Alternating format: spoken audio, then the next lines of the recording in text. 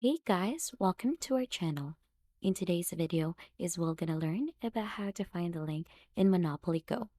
So if you're not familiar with Monopoly Go, so this is an online board game onto the mobile app.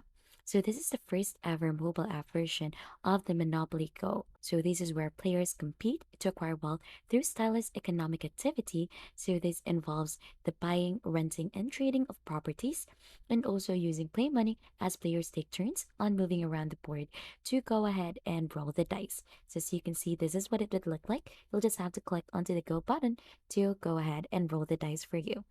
So as you can see, that is how it works. And for you to be able to find the link here onto the bottom part, you should be able to see friends. You'll have to click onto that.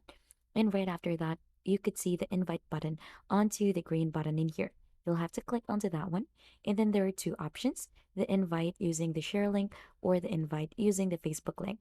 So to find it or copy the link of it, you'll have to click onto the yellow or orange button. And then as you can see, there are a lot of options to choose from. You'll just have to click onto the copy link in here.